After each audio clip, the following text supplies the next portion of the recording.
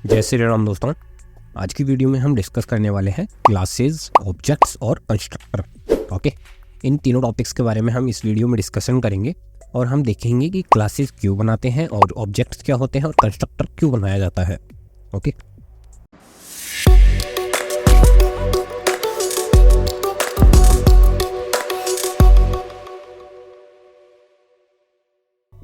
तो सबसे पहले हम देख लेते हैं कि ऑब्जेक्ट ओरिएंटेड क्या होता है। ऑब्जेक्ट ओरिएंटेड से यहाँ पे सिंपल मतलब है एक ऑब्जेक्ट को अपने कोड के अंदर रिप्रेजेंट करना ऑब्जेक्ट ओरिएंटेड होता है।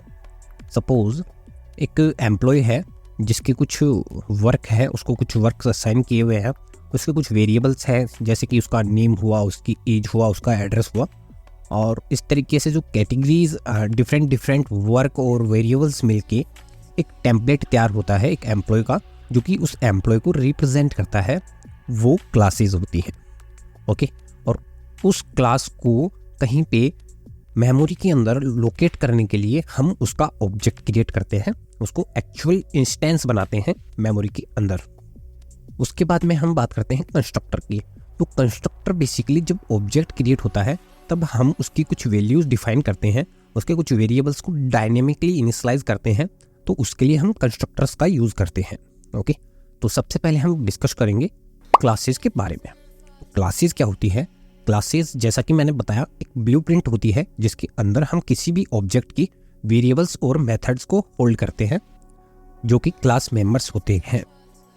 ओके, जो कि क्लास के अंदर हैं, that's mean that they are class members. Okay, तो क्लास बनाने के लिए सबसे पहले हम क्या करते हैं, एक कीवर्ड यूज़ करते हैं क्लास। और class keyword basically small case के अंदर हम लिखते हैं जो कि प्री डिफाइंड कीवर्ड है पाइथन के अंदर। ओके, यहाँ पे मैं क्या करता हूँ, क्लास के आगे उस क्लास का नेम देता हूँ। और आप एक चीज़ नोटिस करेंगे, मैंने जो क्लास का नेम दिया है वो कैमल केस में लिखा है और उसका जो फर्स्ट लेटर है वो अपर केस के अंदर है। तो ये एक कन्वेंशन है पाइथन के अंदर कि आप जब भी किसी क्लास का नेम स्टार्ट करते हैं तो उसके अंदर जो फर्स्ट लेटर है वो अपर केस में लिखे, जिससे आपको इन फ्यूचर फंक्शन और क्लास नेम में डिफ्रेंशिएट करने में काफ़ी आसानी होगी। पाइथन के अंदर जब भी हम कोई मेथड बनाते हैं तो उसका जो नेम है उसका फर्स्ट लेटर हमेशा स्मॉल केस के अंदर रखते हैं और क्लास का हमेशा अपर केस के अंदर रखते हैं, जिससे हमको डिफ्रेंशिएट करने में आसानी होती है। सपोज इन केस क्लास और फंक्शन का नेम सेम हो किसी जगह पे, तो हम इजीली डिफ्रेंशिएट कर सकते हैं behalf on his case. Okay,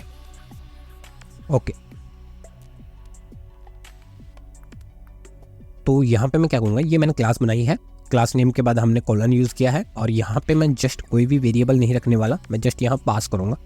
pass keyword Python के अंदर जब आपको कुछ भी रिटर्न नहीं करना हो और जस्ट एक सिंटैक्स लिखना हो, वैलिड सिंटैक्स, तो उसके लिए आप रिटर्न करेंगे पास, जो कि नल भी रिटर्न नहीं करता। ओके, तो सिंपल मैंने क्या किया है, एक क्लास बनाई है, उसके अंदर कोई भी वेरिएबल और मेथड नहीं बनाया है अभी। और मैं क्या करता हूँ, ये क्लास को एग्जिस्टेंस में लाने के लिए, मेमोरी में लोकेट करने के लिए मैं क्या करता हूँ, इसका ऑब्जेक्ट बना लेता हूँ जिसका नाम मैं रख देता हूँ m।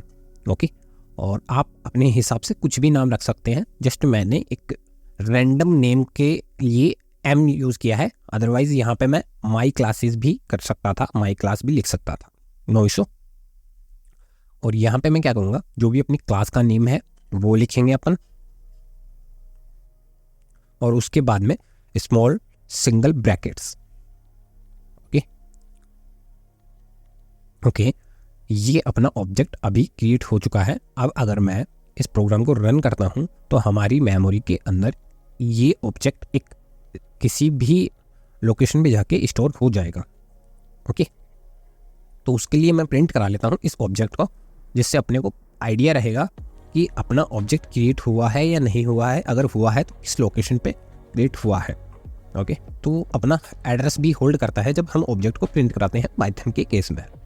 मैं रन करता हूँ फाइल को रन करने के लिए हम यूज़ करते हैं पाइथन कमांड और पाइथन 3, और उसके बाद में जो भी फाइल का नेम होता है, तो सिंपली मैंने फाइल को रन किया तो आप देखेंगे कि जो हमारे पास आउटपुट आया है वो है मैन क्लास ऑब्जेक्ट एट, और कुछ रैंडम करैक्टर्स आगे प्रिंट हुए हैं जो कि हमारी मेमोरी लोकेशन है इस ऑब्जेक्ट की। Okay, simple. ओके, अब अगर मैं इसके अंदर कुछ वेरिएबल्स डिफाइन कर देता हूँ, सपोज मैंने लिखा x इक्वल 5। ओके, और अब मैं इस ऑब्जेक्ट के थ्रू इस वेरिएबल को एक्सेस करता हूँ, ऑब्जेक्ट डॉट जो भी अपना वेरिएबल का नेम है उसको, और मैं रन करता हूँ फाइल को, तो आप देखेंगे कि हमारा जो आउटपुट आया है वो x की वैल्यू हमारे पास आ चुकी है। ओके, अगर मैं डायरेक्ट इस ऑब्जेक्ट को ना क्रिएट करके और डायरेक्ट प्रिंट कराता तो आप देखेंगे कि हमारे पास एक एक्सेप्शन आएगी। मैं रन करके दिखाता हूँ आपको, काफ़ी इजीली आप देख पाएंगे कि हमारे पास एक एक्सेप्शन आई है कि x अभी तक आपने डिफाइन नहीं किया है। ओके, तो इस क्लास से वेरिएबल्स को निकालने के लिए आप क्या करेंगे, सिंपल उसका ऑब्जेक्ट बनाएंगे और ऑब्जेक्ट के थ्रू हम वैल्यूज़ को एक्सेस करेंगे। सिंपल। ओके, सिंपल मैं रन करता हूँ, आउटपुट आ चुका है 5। अब हम क्या करते हैं, डिस्कस कर लेते हैं कि ऑब्जेक्ट्स क्या होते हैं। ऑब्जेक्ट्स बेसिकली इस क्लास को मेमोरी के अंदर स्पेस प्रोवाइड करवाने के यूज़ में आते हैं, उसको एक एग्जिस्टेंस देते हैं उस क्लास को। यहाँ पे मैंने जो क्लास बनाई है ये क्लास जस्ट एक टेम्पलेट है जिसका हमारे पास विदाउट ऑब्जेक्ट कोई भी यूज़ नहीं है। ओके, जस्ट वो कोड लिखा हुआ है, वो किसी काम का नहीं है जब तक आप उसका ऑब्जेक्ट नहीं बनाते। वो कोई मेमोरी नहीं लेगा, वो जस्ट बाय डिफ़ॉल्ट जैसे है वैसे लिखा रहेगा, सिंपल। और जब हम ऑब्जेक्ट बनाते हैं तो उसको एक मेमोरी के अंदर एक स्पेस लोकेट हो जाती है, एक जगह मिल जाती है जहाँ पे आप वेरिएबल्स को स्टोर कर सकते हैं और उसके थ्रू, उस एड्रेस के थ्रू आप एक्सेस कर सकते हैं उसके मेथड्स और वेरिएबल्स को। Okay, simple. तो अब हम देख लेते हैं कंस्ट्रक्टर क्या होते हैं। बेसिकली कंस्ट्रक्टर एक टाइप के फंक्शन से ही होते हैं जो कि रिटर्न नहीं करते, सिंपल। ओके, सेम फंक्शन की तरह लिखे जाते हैं बट रिटर्न नहीं करते। और एक चीज़ और कॉमन है, कंस्ट्रक्टर जब भी कोई क्लास का ऑब्जेक्ट क्रिएट होता है तो ऑटो कॉल होते हैं। पाइथन के केस में हमको सिर्फ एक कंस्ट्रक्टर मिलता है, और अगर आप अदर लैंग्वेजेस में जाएंगे जैसे जावा, C++ में, इनमें आप मल्टीपल कंस्ट्रक्टर भी बना सकते हैं और उसके अंदर आपको ऑप्शंस मिल जाते हैं पैरामीटराइज्ड और नॉन पैरामीटराइज्ड कंस्ट्रक्टर के, जिसके अंदर आप पैरामीटर पास करना चाहें तो कर सकते हैं, अदरवाइज नो इशू, आप डिफ़ॉल्ट कंस्ट्रक्टर भी बना सकते हैं।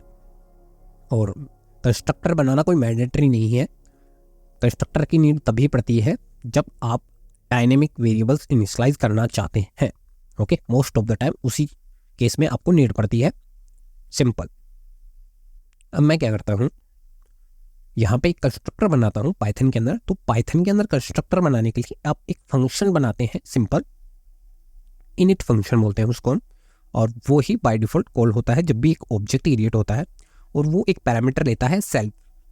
तो सेल्फ यहाँ पे क्या है, एक ऑब्जेक्ट है उसी क्लास का जो कि इस कंस्ट्रक्टर के अंदर पास होगा बाय डिफ़ॉल्ट, हम पास नहीं करेंगे मैन्युअली।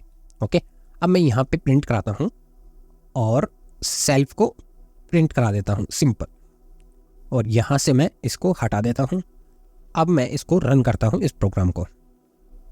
ओके, मैं फिर से रन करता हूँ। इस बार हमने कोई भी बाहर एक्सेस नहीं लिया है ऑब्जेक्ट का, हमने जस्ट ऑब्जेक्ट क्रिएट किया है और उसके साथ कोई भी एक्सेस परफॉर्म नहीं करा रहे हैं, बट हमने एक कंस्ट्रक्टर के अंदर यहाँ पे सेल्फ को प्रिंट करा रखा है। ओके, तो पाइथन के अंदर इनिट फंक्शन बेसिकली कंस्ट्रक्टर बनाने के काम में आता है। मैं रन करता हूँ प्रोग्राम को, तो आप देखेंगे हमारे पास फिर से सेम आउटपुट आया है कि क्लास ऑब्जेक्ट ऐड और रैंडम कैरेक्टर्स, जहाँ पे हमारा ऑब्जेक्ट जाके स्टोर हुआ है, सिंपल। तो ऑब्जेक्ट को हम क्लास के अंदर से कॉल करा रहे हैं, इस बार क्लास के अंदर प्रिंट करा रहे हैं, सिंपल। ओके, अब मैं क्या करता हूँ, कुछ पैरामीटर्स और डाल देता हूँ इसके अंदर और इसको ओवरराइट कर देता हूँ, सिंपल। और यहाँ पे मैं क्या डालता हूँ, x और y दो वैल्यूज डाल देता हूँ। और अगर मैं यहाँ पे लिखूँ x इक्वल x और नीचे लिखूँ y इक्वल y। ओके, अभी मैंने यहाँ पे दो वेरिएबल्स बनाए हैं x और y, जिनको हमने यहाँ पे मैं क्या करता हूँ, a और b ले लेता हूँ, जिससे आपको आइडेंटिफाई करने में ईजी होगा। ओके, a और b से हम इनिशियलाइज कर देंगे और जो पैरामीटर होंगे वो हम इस ऑब्जेक्ट के अंदर पास करेंगे, क्योंकि हमको पता है जब भी पाइथन के अंदर कोई ऑब्जेक्ट क्रिएट होता है तो उसके अंदर एक पैरामीटर बाय डिफ़ॉल्ट जाता है जिसका नाम सेल है, वो खुद ऑब्जेक्ट होगा। अगर मैं इसको कमेंट कर दूं और इस सेल्फ को हटा दूं, ओके, और यहाँ पे लिख दूं yes this constructor is was called, okay,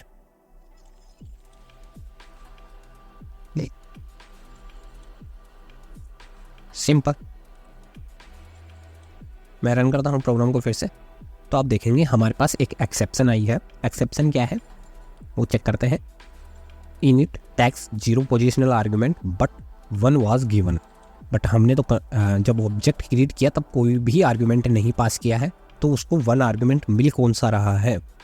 वो आर्ग्यूमेंट और कोई नहीं है, ये खुद ऑब्जेक्ट है इस क्लास का, जो कि हमने वहाँ पे प्रिंट कराकर भी देखा है। अगर मैं यहाँ पे सेल्फ लिख देता हूँ तो वो ऑब्जेक्ट इस आर्ग्यूमेंट के अंदर असाइन हो जाएगा और सिंपल हमारे पास कोई एक्सेप्शन नहीं आएगी। अब मैं क्या करता हूँ, इस ओवरराइड वाले कंस्ट्रक्टर को अनकमेंट कर लेता हूँ और यहाँ पे क्या करता हूँ, x और y की वैल्यू प्रिंट कराता हूँ। x, ओके, x और y की वैल्यू प्रिंट कराता हूँ, सिंपल y स्मॉल केस में है, ओके। अब मैं रन करता हूँ प्रोग्राम को, तो आप देखेंगे हमारे पास एक एक्सेप्शन आएगी जिसके अंदर हमारे पास है कि आपने 2 पैरामीटर्स दे रखे हैं, okay, a and b, but आपने ऑब्जेक्ट क्रिएशन के टाइम पे आपने पैरामीटर्स नहीं दिए हैं। यहाँ पे आप डिमांड कर रहे हैं a और b के लिए, बट यहाँ पे आपने पास नहीं किए हैं। तो मैं यहाँ पे क्या करता हूँ, यहाँ पे आप फिर से नोटिस करेंगे हमने 3 आर्ग्यूमेंट्स लिए हैं, बट मैं यहाँ पे पास करूँगा ओनली 2।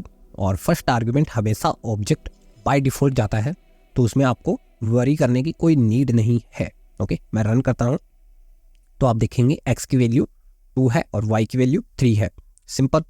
अब मैं क्या करता हूँ, यहाँ से x की वैल्यू निकालता हूँ y क्लास से, ओके, और मैं रन करता हूँ सिंपल, और इसको मैं कर देता हूँ कमेंट और x की वैल्यू हम प्रिंट कराएंगे अब।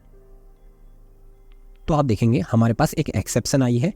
एक्सेप्शन क्या है, my class object has no attribute x, कि x तो हमारे पास है ही नहीं।